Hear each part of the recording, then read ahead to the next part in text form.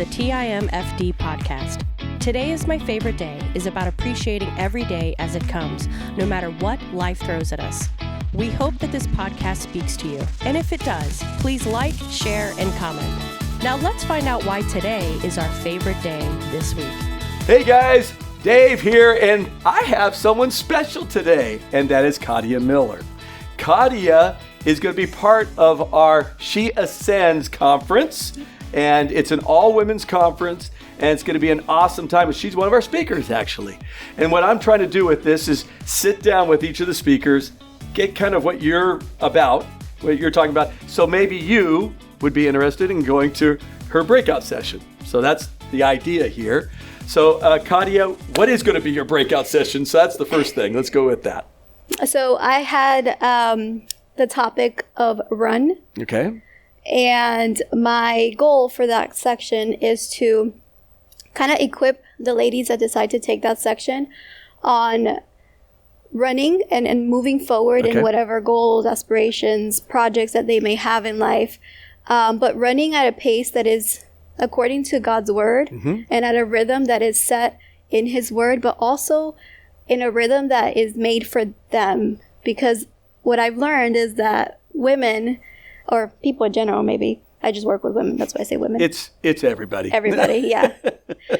We kind of have either one or the other type of minds, where for me, for example, I'm the type of person that needs to have pressure behind her to get things moving, which can go south very easily if we don't, adopt God's rhythm into it.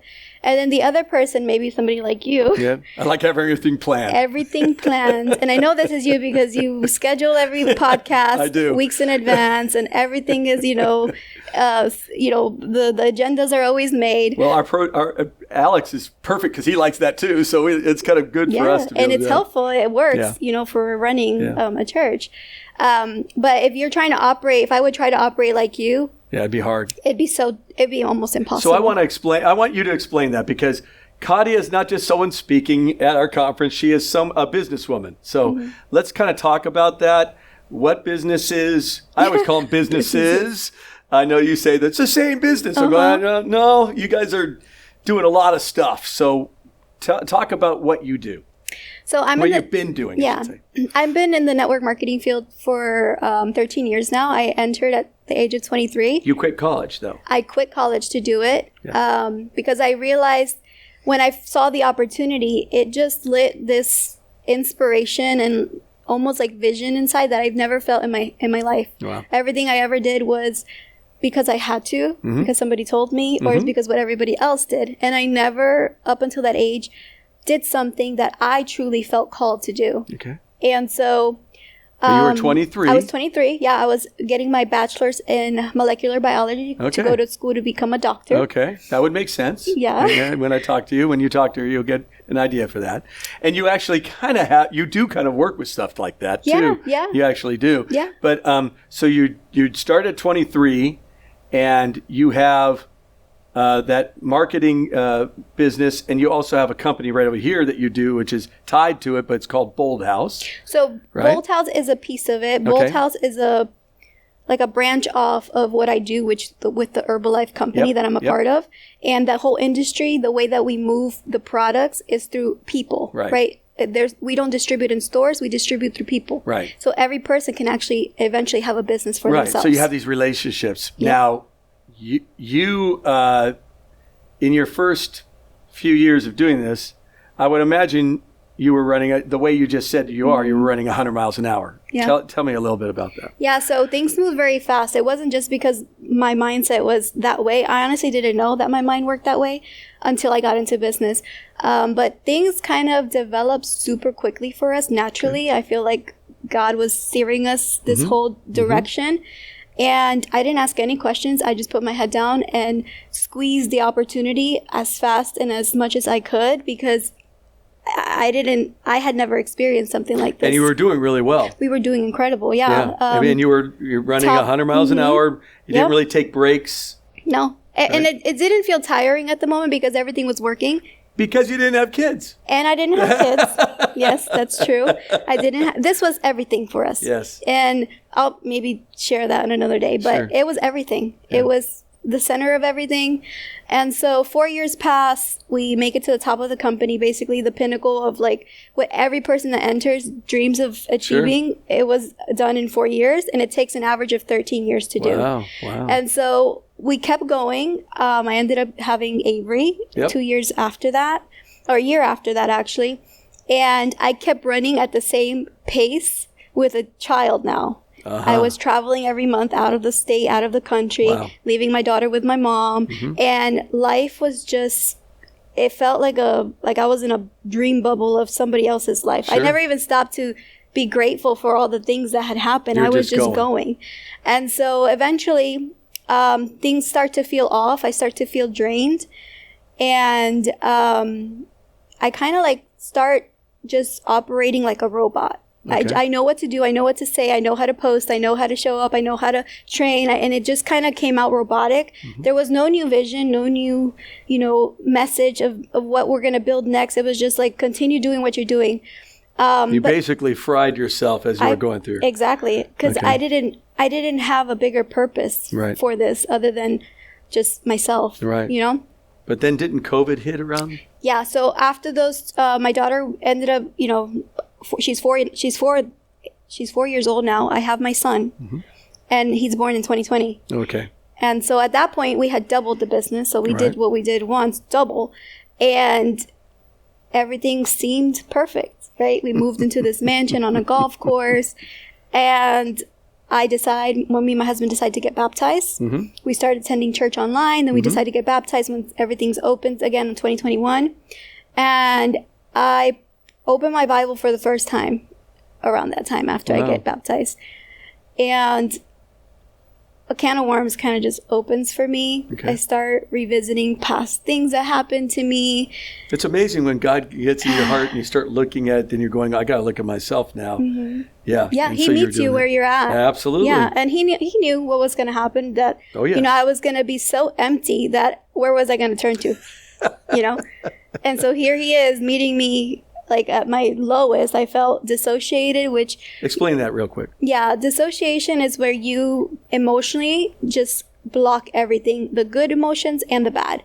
So I did it because I didn't want to feel the depression and the anxiety and the weight of everything anymore. But doing so, I also didn't get to enjoy my newborn baby, in that phase, because I was just surviving. Well, if you're in survivor mode, then you don't have anything to give to your children, and you won't have anything to give to your husband, and it's just kind of I'm just trying to make it to the next day, correct? Yep, that's how I felt. And then since I was the leader of the organization, I'm kind of like the provider in a way, because depending on me showing up on social media is where the customers are coming that's in. the other thing. She does a ton of social media, so that's where I built my business, my first part of the business. So you have the multi-level kind of business, then you have your Bold House actual store that you go to. That I ended up opening after all of this, during all of this. And also with all that, our social media, that doesn't come by magic. That's a lot of work, a lot of time. And so you had that too. That's almost like a third business as you're trying to do the other businesses, because that helps the businesses. Yeah, that's the thing that gets you in front of people. It's the engine. Yeah. And so you had to do that as well. So you're in this place of disassociation. You're grinding. You're grinding. I'm just making it through, Okay. So what finally caused you opened the Bible because you had just felt like you were numb? Is that what it was? Yeah. Okay. I actually opened the Bible because I read a book before the Bible called The Purpose-Driven Life by Rick Warren. Yep. And that's where the can of worms opened. I'm like, I need more. I need to know more. Wow. So that was kind of like the opening book for me. And then I started reading the Bible. And, during this dissociation time, I was so burnt out that I started self-sabotaging my own business. Explain that. I wasn't being disciplined with my results. Okay. So normally after baby, my first time around, 8 weeks, I was back to my weight. Okay. So you were talking about just physically. Yeah. Okay. That's right. I remember you and Danny were pretty big. Yeah. And pretty heavy that was at one before time. Avery. Yeah. We got super lean and, fit. Yeah. But then when I had my second baby and it was during the pandemic, I was out of my element. Like, just got out of your normal routine. Yeah. And then it was so hard to get back on track. And I was so focused on like trying to build my relationship with God or figure my stuff out that I didn't even have the energy to do any of that. You know what my grandsons call it? They call it meh. Meh. Just kind of, who cares? Who cares? Yeah. And it was the worst time to do that financially, like with the business. Sure. Because so many people depended on me. And, you know, I'm the one they look up to. Mm-hmm. And so like the pressure of it all, I just dissociated and I was like, they can do it on their own kind of a thing. And like little by little, the online business started collapsing. And for everybody, online business had a peak in 2020 and then it started dropping. Really dropping. Because everything changed on social media. So it wasn't just me. Yeah. But that's how I was seeing it. I'm like, oh, I'm letting everybody down. And it was like a downward, always a snowball. A snowball effect. Negative. Just keeps on running you. Yeah, so results were down. I wasn't showing up to the calls the same. I wasn't doing team calls anymore. And eventually that turned into shame. And so I'm like, it's too late to recuperate. Now you're getting into the really insanity. It's not so much an insanity cycle, but it can become that. Yeah. Where it's just like you're doing the same thing and nothing is changing. Nothing is changing. Yeah. But I was stuck there for a bit. And all that came because I never paused in my run. You never slowed down. I never slowed down to appreciate what God was giving me, to ask for help and guidance for what was next. It was like, I got it. I know what to do. I've been doing it this whole time. So no Sabbath, no stopping. No. So you know, the verse that you and I were talking about, which is Psalm 46:10, it says, "Be still and know that I am God." That wasn't happening. No, I thought I was God.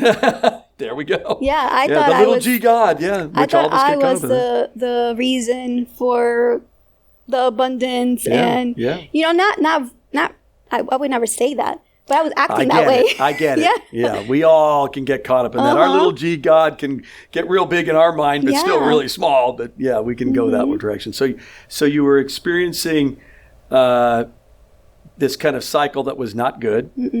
You were not slowing down, so it made you burn out even more. Didn't you homeschool your kids or something too? Eventually, yeah. So my daughter was 4 at that point, but the next year we did put her in a pre-K that was private. Okay. But the year after that for first grade was when I decided to homeschool. So you have all these businesses. You're not really, or a business that has a lot of businesses within it. And then you have now, I'm going to take on homeschooling. So that's not a hard thing. And then you put that on while still in that cycle of trying to figure this thing out. Yep. Okay. Yep. So up until that point, I still didn't understand what surrender meant. That's a big deal. I was still trying to just man through it and just, you know, power through it. And the years kept passing. So now she's 6. Right? Wow. My son is 2 at this point. Yeah. And I am just putting on more weight. My mindset, which then makes you feel horrible. Oh yeah, and I can't. You know, my business is surrounded based on look at I'm taking care of myself. Exactly, and I wasn't. You know, in private, I really wasn't doing what I knew I needed to do. You know what? You feel in your business. You may not know this, but in your business, it's much like in the pastorate, because a lot of guys feel very pressured that they have to act a certain way and be a certain way. And that's a lot of pressure. I've watched guys fall apart because I got to act and be like this. And Tanya and I found out really quickly, no one's going to tell us to act and be like this. Well, we're going to do what God wants us to do because we can't survive otherwise. I tried that for some years. It was very, very bad for both of us. And we just went, no more. So for you, that's a lot of pressure. Yeah. That's a lot of pressure to have to almost, the performance kind of thing. Yeah. Right? Because you're performing online, basically, to all these people. Online, in person, too. Oh, that's right. You guys did all the We Do stuff and all that, too. We Do is like a fitness thing. So they were doing that as well. And so you guys you have to keep that look. Yeah. Okay. Yeah. So. And you homeschooled? And I was homeschooling. Going down further and further down the path. I'm just stubborn. What changed? So this year. Okay. So I'm fairly recovered, like fairly newly recovered or recovering, because I just started to actually have common sense again. I'm very emotional, and sometimes that is it's my gift, but it's also my struggle. It can be a curse. It's a curse. Yeah, it can be. Yeah. And so finally common sense set in. I'm just like, look, you can't be 100% at everything. You know this. Why am I expecting that out of myself and trying to do that when that's impossible? If I'm putting energy here, I'm taking energy from somewhere else. Absolutely. And so I had to be okay with like, what are we going to focus on this year? And that's part of the rhythm is, what are you focusing on this year? Yeah. Is it your health? Yep. Is it your business? Yep. Is it your mindset? Is it your connection with God? What is it? Yes. You can't try to do everything at once. No. And so I finally came to my senses and I was like, you know what? We're going to move closer to everything, because we were also living in Land O'Lakes, which was 40 minutes here, 40 minutes back to the shop and to church, because we were running ministries here. Wow. We were, so it was 5 hours of travel just throughout the week. Good. And so we moved closer. We put the kids, my daughter in school. My son was entering kindergarten, so thankfully they got to go together. And the relief that I felt on the first day that they were in school, I was guilty of it. I felt guilty to feel it, because this whole time I was trying to hold on to being that mom that schools them at home. Yeah. But I was internally like suffering. And so when they go to school and I have my mornings to myself, no noise, I can take my time, I can pour into myself again. I almost didn't know what to do with the time. So that's a question. So what do you do? Because we're all built differently. What do you do in the morning to get yourself kind of going? And then if I remember right, you told me you read the Bible in the evening? Yes, now I do. Okay. I tried doing the morning thing. It doesn't work for me. You don't do my thing, huh? Yeah, a lot of people have told me that it's hard for them to get going on that. Either in the afternoon when I have like a quiet moment, which is rarely, which is why I end up doing it at night, evening? Right before bed.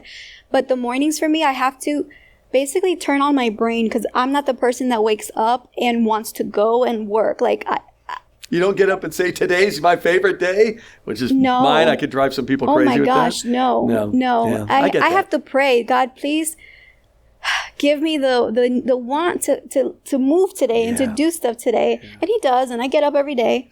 But I need to hear either worship in the car, like, at first I have to eat. Yep. So I need protein in my body. Yep. I need some sort of warm drink to get me going. And then worship either on the way to the gym, which is what I do the first thing in the morning, because it gets my body and my mind awake. Yeah. And once I'm awake, I can handle the rest of the day with like a real smile, not just a forced, like, let me just get through it. Sure. I actually enjoy what I do. So before I couldn't do that, because I wake up and I'm mom and I'm teacher.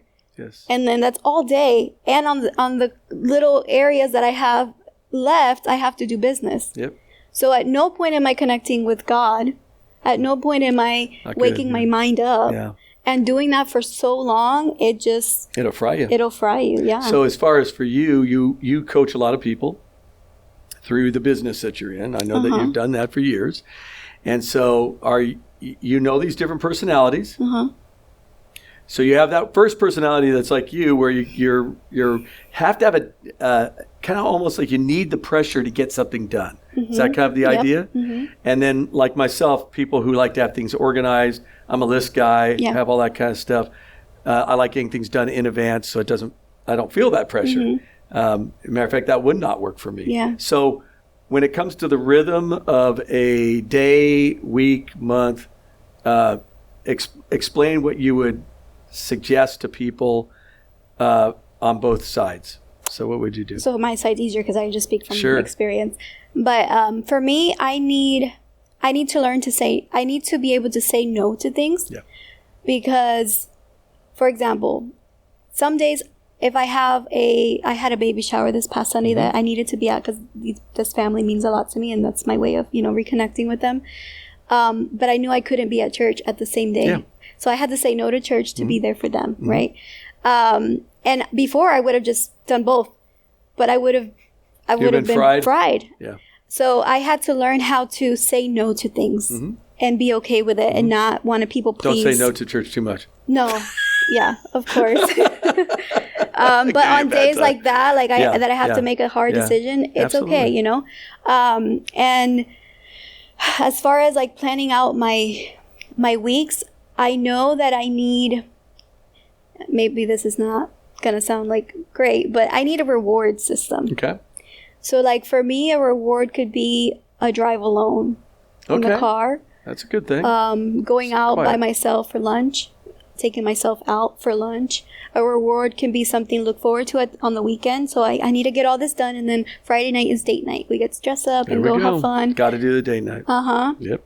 So I have to have something to look forward to get me to the end of whatever I'm doing. To get quiet and kind of get your mind in a better place and slow things. Jesus got alone a lot. Yeah. And so that makes total sense. So for someone like myself who is a major list person, what would you suggest to them? Because I think the same thing it matters. You need quiet time. Yeah. And you need to take that Sabbath or you're a dead dog. Yeah. I mean, So for people like you, I feel like you don't need flexibility. You need to have it written down. Yep. Like 6:30 to 7:30. I have it exactly like that. Is my Bible reading, and my husband's the same way, by the way. And for me, that's I get turned off by that. Like, don't tell me what to do when to do it. I'm going to do it, but don't tell me when. Yes. Kind of a thing. But for other people, it's like, no, I won't get it done. Or at that time hits 6:30 and we're done. Yeah. The podcast ends at 3. We're close it, very timely. And organize ahead of time. You need to know what we're doing for summer vacation by the year before. Yep. And plan out your whole year and organize yourself ahead of time to be able to actually enjoy it. Yes. Where for me, it's I like random trips. Yeah. Like there we go. Surprise, let's figure out where we go later, but sure. Last minute kind of a thing. That's more exciting. Yeah, and I know that there's a side that I have to kind of just go, okay, I can't organize everything in it, and we just do it. So the evening, a lot of times for me, obviously there's a lot of church things that go on, but other evenings, it's kind of Tanya. We just kind of go, okay, we want to do something. We'll just figure it out as we're going along. Yep. And we've had to force ourselves to do that. I've had to force myself to do that. That's hard. Yeah. and to take that Sabbath and slow down, right? Yeah, I didn't know about Sabbath until last year. Yeah, just to slow down. Yeah. Take the time and take the break and kind of recharge. Yeah. Yeah. Okay, so for you, you found this dark place that you were in. You were disassociating with people. You were putting on weight. Not really catching up with the business. Just so hiding. What changed? And you were first you said that no more homeschooling, right? Yeah. That was one big one. Yeah. What else changed? Honestly, it was just you get tired of repeating the same loop that is not healthy. Yeah. And I think once you hit that point of like enough is enough, then you start to make the hard decisions and like the actual decisions that change things, because we can all make decisions, but there's only certain decisions that are really going to change things. Absolutely. And one of those was stop the homeschooling and pick one thing to focus on this year. Don't try to be the homeschool mom, the leader, the business owner. Like, what are we going to work on and get better at this year? Yeah. Yeah. So for me, it was, I'm going to focus on my health this year as my priority. And that does require me to put them back in school because I don't have any other moment. So what did you do to take care of your health? So for me, nutrition is a big deal. Eating enough protein is important for me because I tend to munch on things if I'm hungry and not the best things. So prepping food for myself for the week. I was going to say, do you do food prep? I try every Sunday. Does that drive you crazy?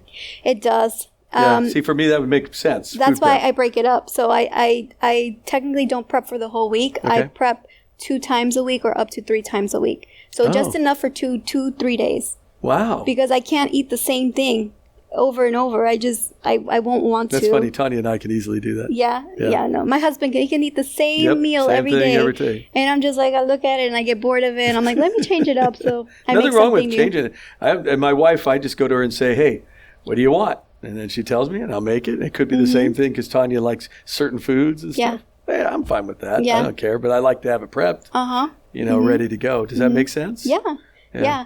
Just having variation helps me. But meal prepping, for my mind, is the best way. Because if I have too many options, I won't make a decision. Make a decision. So I want to loop back around the disassociation part of that. How does slowing down and meal prep and taking care of your body help you to not disassociate? So if you're disassociating because of all the stress and you still have the same job, right? So how does that help? I think it helps to actually walk being loved by God. Okay. Because we can say I'm a child of God, but like if you're not taking care of yourself as one, then your reality doesn't match what you're saying. No. And that's where I think that's where the quiet, being quiet, being in the Word of God, because you need that in your brain to have your brain get itself in a right, not use your vernacular, right rhythm, right, for me, the right mindset, to get my eyes focused up rather than focused down. Yep. Because list people will look at all the problems too. Yeah. And they'll start listing out the problems. I don't know if you could do that. Okay, so that's real easy to go. That's why I had to do that whole gaze glance principle, because the goal is always to keep looking up. I'm gonna, keep my eyes on Jesus, the author and perfecter of my faith. If I don't do that, then I'm going to be 70% looking down at all the problems and things I'm going to have to deal with, and 30% looking up at Him. And my job is always to try to flip that. Does that make sense? Yeah. Okay, so for you, how were you able to flip that? I'm hearing a couple things. One, you had to make a big decision to put the kids back in school. Nothing wrong with that. Put them back in school. Start eating properly and making sure you're getting the proper nutrition in you. Obviously, it sounds like you started exercising more. Yeah. Did that stop too? Or? So it was inconsistent. Okay. It was inconsistent, and I knew I wasn't pushing myself. And that's one thing that I decided on also is I got a trainer to. Oh, there we go. Once a week, not every workout, but at least I know that she's going to challenge me and I can do what she teaches me on my own, because now I know that I can lift heavier. She does the pushing for me. And that, again, that pressure.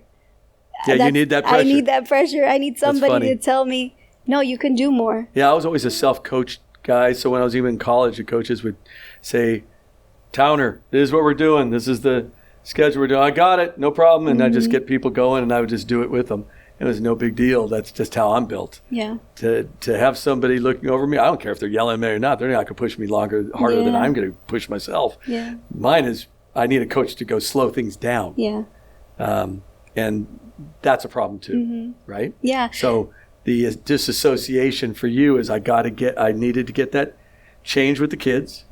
I needed to get nutrition, eating properly, so the nutrition. I needed to start exercising. How much do you exercise a week? I work out probably 5 days a week. Okay, good. So 5 days a week, and that helps you to feel better. Yeah, right? It turns my brain on. Yeah, of course. Yeah, so I immediately in the morning, that's part of my routine is first thing in the morning I get that done, because if not, I don't want to do anything. Absolutely. Now that's why I have the weights in my office. If I can't do the workout at the gym, I'm doing the weights in the office. It chemically does change your brain. Of course. So you want those endorphins going in your brain, because otherwise, anybody who struggles with depression at all, anybody who struggles, and you've talked a little bit that you experienced that, right? During that 2020 time? Yeah. Was that when you felt it? How dark was that?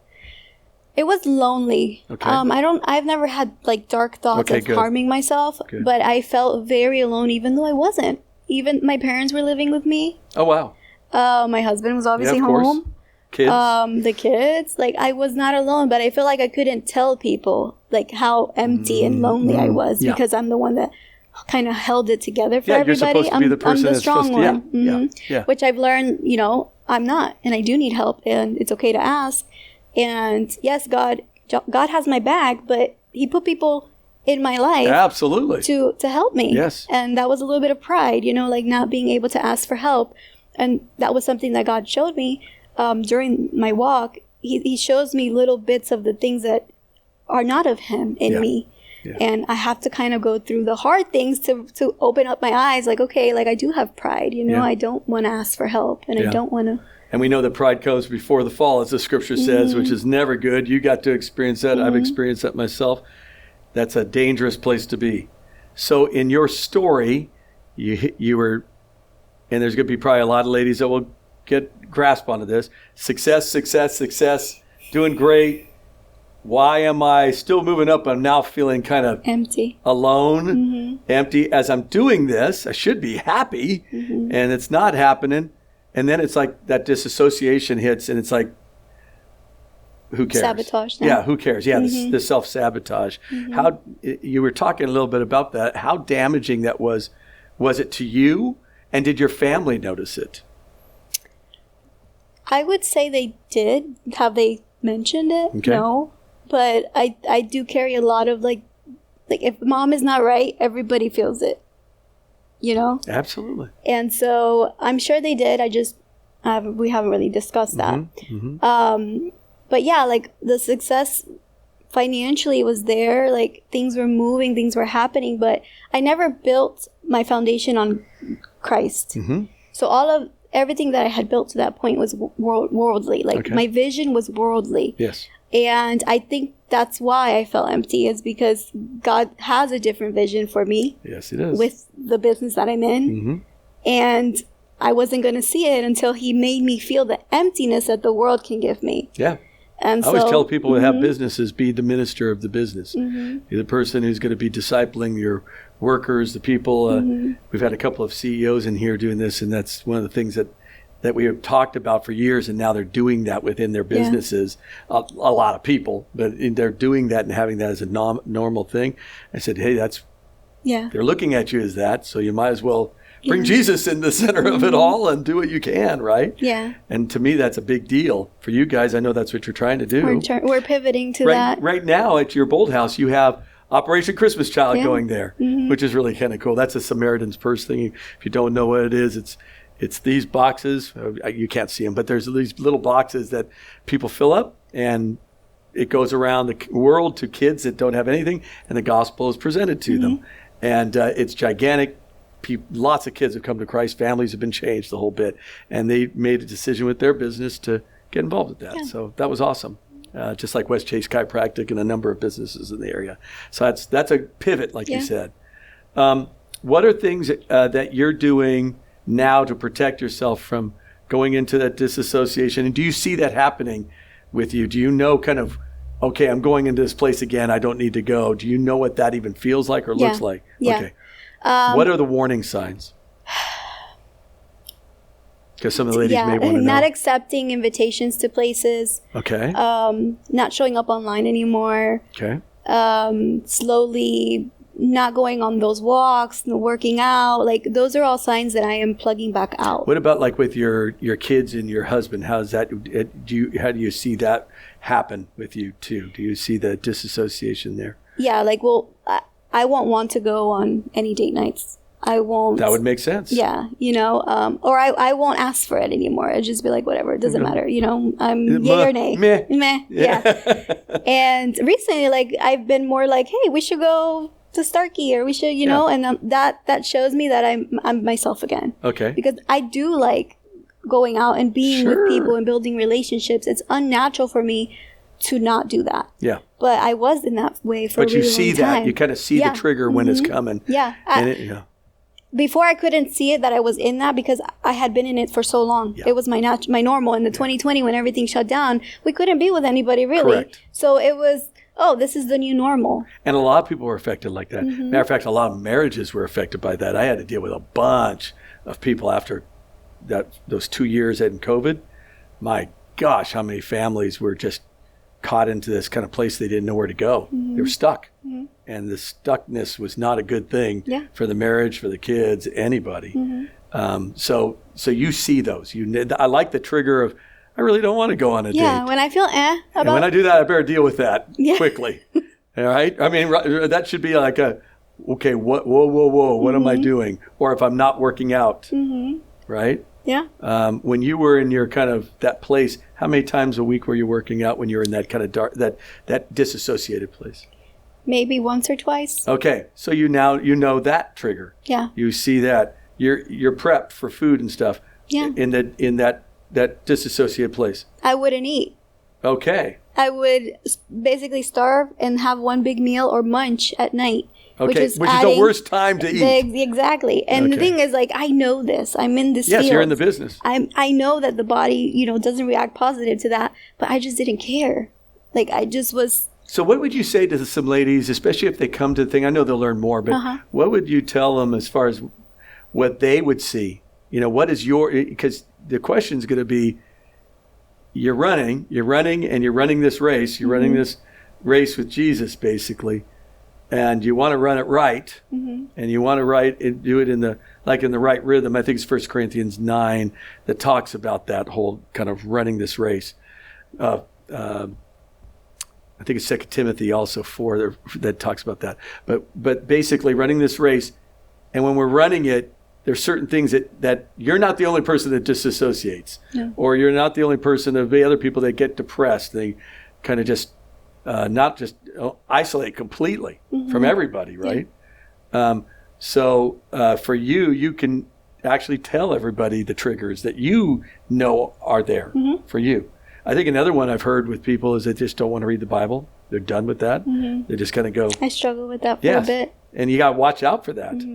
Because that's to me, that's the first thing the devil wants to do. He wants to go and get that out of the way first. If we can get that out of the way, now I can go, you don't need, for him, you don't need to work out today. Yeah. And you know what? You don't really need to go on that date. You're too busy right now. You don't really need to sit down with your children and have fun with them. And you're tired. Does that make sense? Yeah. And I think for me, I have to secure those specific things, like with the trainer. I have to show up. I pay her, right? With the meal prepping, the food is done. Like, I'm going to eat it. It's there. Yes. With the dates, making sure that he's scheduling them and telling me, like, hey, we have something planned. And that is on him. It is. And then one more thing that I think is really important that helped me is getting in a community that either is a Bible study. Yeah. Because the women there are depending on you to show up too. Okay. You showing up for each other. Having that one good friend. Yeah. Yeah. Tanya said that. She goes, I need to be almost like leading one to keep consistent to what I'm doing. Yeah. Yeah. And that's interesting. Because the enemy, he watches, right? Yes. So he probably knows where your weaknesses are, and he's going to use those all the time. Yeah. So if I know my own weaknesses, that's good. But I have to put up a guardrail so I don't fall into those weaknesses. Well, that 1 Peter 5, 8, and 9, he's looking for someone to wipe out. Yeah. And he'll do it however way he wants to do it, but he'll do it. So you need to have strategies. You need to have structures so you know that you know your triggers, you know what you're going to do, and you start seeing them, and you're probably having some accountability people around, like you said, the Bible study, something that you have some people around you that you talk about it and go, hey, how was this week, right? That's what, don't you do that in coaching? Yeah. You know? I check in. Yeah. We have, follow-up days with the people. So check-in dates, basically, and check out times to go, okay, what are you doing? How are you doing it? How's it been getting done? And then accountability. Okay. So how would you help some ladies, if they came to this conference? Obviously, there's a bunch of people speaking, a lot of things going on. It's pretty cool. All the VIP tickets are gone, which is really kind of interesting. I didn't expect those to go till later on, but they're gone. So what do you do for these ladies? What are you going to try to, because they're going to come in with different backgrounds. Some are going to be business people. Some of them are going to be stay-at-home moms. Some are going to be working for corporations, and some are having their own businesses. So what are you going to do with this run and the rhythm? What are you going to try to do to get them to take their scenario and take it home for them? Yeah. So I haven't finished putting that section together yet, but I really want to have an accessible, like, almost questionnaire so they can figure out what kind of brain they have. First, because it doesn't matter what field you're in. Even if you're a stay-at-home mom, if your brain you just apply it to whatever place in life that you're at. That's one thing. And then also analyzing what are the top 3 hard decisions that will move the needle the most. Okay. Because people get stuck in listening to motivation, going to workshops, going to conferences, but then when they get out the door, they didn't make that one hard decision that's going to change anything. You have to. Exactly. But it's hard. because they're life-changing things. Like me not homeschooling was a hard decision, Yes. but it was for the better of all of us. Yes. And so like them leaving clear on what those 3 are and picking the one that they're going to implement in that beginning of the year and focusing on bettering that part. So the goal is going to be you take 3 and you're wanting to do 1 At a time. out of that at starting it this coming year. Mm-hmm. I think some of it is knowing their personality, like you said, get a questionnaire to kind of see where how they do things. Yeah. And then probably the other one is to go over their how else to put how you disassociated or you get depressed or you isolate. What are the triggers that you know you can see and go, okay, I'm going down this road again. Yeah.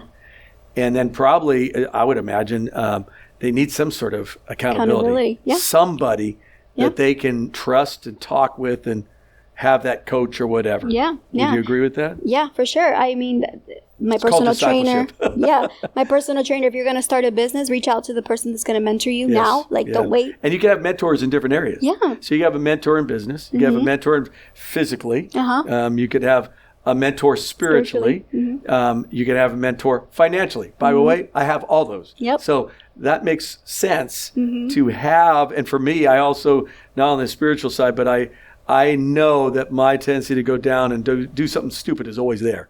You know, one step away from stupid, that's kind of a joke. So that's why I have gone through to CR so long and why I have so many accountability partners. I have to have it. Yeah. Because I know I'm going to be an idiot and I don't want to be one. Yeah. Does that make sense? Yeah, it's part of the success. Like, if you want to be successful at anything, accountability is the most important. Number one thing. Is the most important, because anybody can plan, anybody can say, anybody can...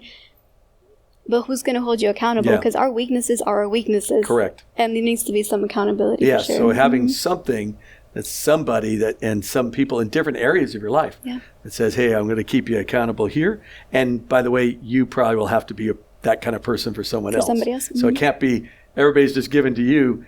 Part of your process, I would imagine, is giving back. Yep. Correct? Yep. So that's kind of the process here. So you're going to be at this conference. I'm excited for you. I'm not going to get to see it because I'm not a woman, so I'm not going to be there for that. I think I'm helping with security or something like that. There's a group of us that are being voluntold to be involved with that, so we may be on the outside of the building doing all that kind of stuff. But inside, you're going to be one of the speakers. There's a number of them. Like I said, podcast will bring each one of them on, talk to them, figure out what they're going to do. And then for you, it sounds to me the running of this race that we need to run and doing it in a rhythm that makes sense for you. Yep. Correct? Yes. And then looking for those triggers and finding out what we have to do to get some accountability. That's Did right. I get that? Yep. Awesome. High five. I like that.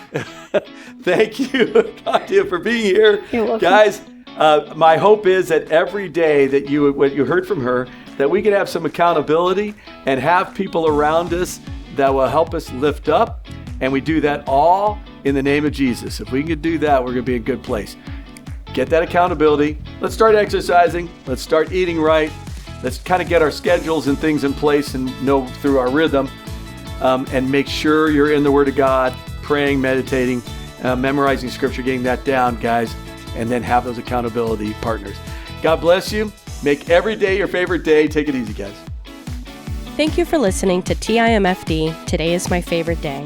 Views, comments, and opinions are those of the host and guest alone. TIMFD is produced and directed by Alex Korn. Thank you for listening. Have a great day, live intentionally, and be very blessed.